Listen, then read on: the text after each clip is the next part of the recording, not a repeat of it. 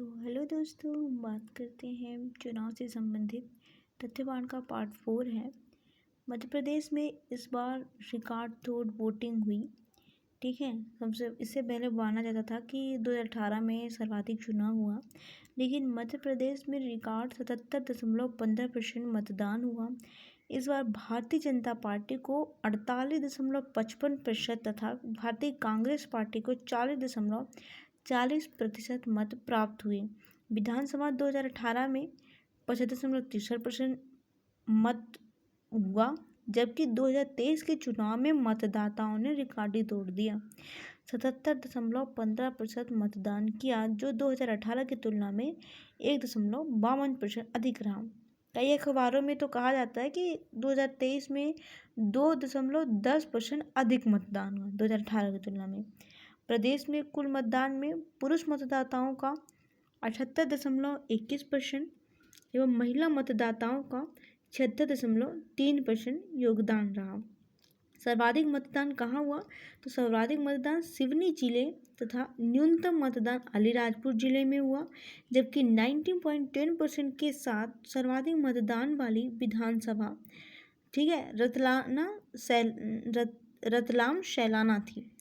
रतलाम शैलाना थी। सबसे कम मतदान वाली विधानसभा जोवट अलीराजपुर रही। बालाघाट जिले में स्थित सोनवानी ग्राम सबसे कम वोटर, मतलब पहले क्या होता था कि बालाघाट जिले में स्थित सोनवानी ग्राम सबसे कम वोटर मतदान केंद्र था। यहाँ सबसे कम वोट पड़ते थे पहले, लेकिन यहाँ मतदाताओं ने 100% मतदान करने का रिकॉर्ड बनाया, यानी कि 100% उसने रिकॉर्ड बना दिया।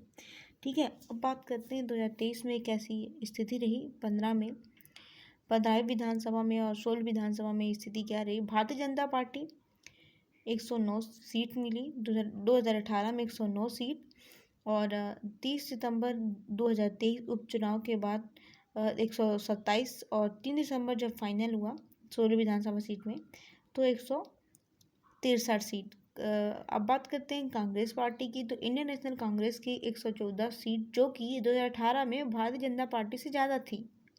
ठीक है, वो 2030 सितंबर 2023 उपचुनाव के बाद 96 सीट, 3 दिसंबर 2023 66 सीट रह गई।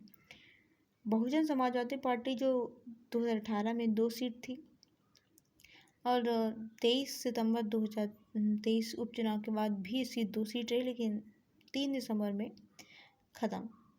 समाजवादी पार्टी की एक सीट रही 2018 में, और 30 सितंबर 2023 को भी एक रही, लेकिन अब लास्ट 3 दिसंबर 2023 में नहीं रही, इसकी एक भी सीट नहीं जीती। निर्दलीय का 4 था, मतलब 4 सीट जीती, और 2018 में, है ना। 30 सितंबर 2023 उपचुनाव के बाद भी 4 रही, लेकिन लास्ट में 3 सितंबर 2023 में नहीं रही।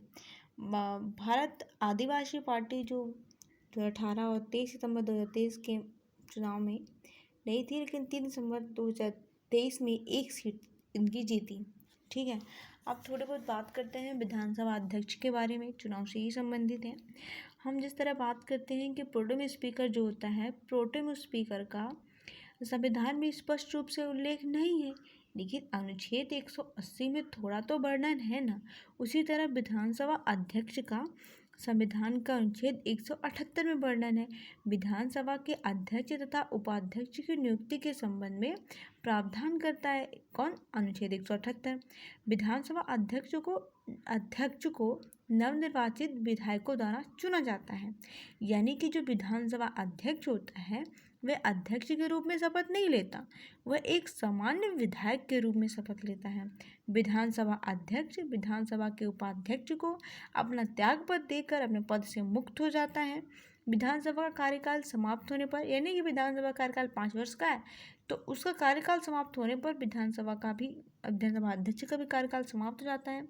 अध्यक्ष को उसके पद से तत्कालीन समस्त सदस्यों द्वारा पारित बहुमत के संकल्प से हटाया जा सकता है, परंतु संकल्प प्रस्ताव लाने के लिए 14 दिन पूर्व सूचना दिया जाना आवश्यक है। जिस प्रकार राष्ट्रपति को हटाने के लिए 14 दिन पूर्व सूचना, राज्यपाल को हटाने के लिए 14 दिन पूर्व सूचना, उसी तरह विधानसभा अध्यक्ष से संबंधित भी 14 दिन पूर्व सूचना पारित करना होगा और उसको हटाने के लिए।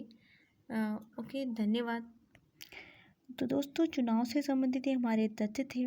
तथ्यवाण में आगे बात करते हैं अगले पार्ट में।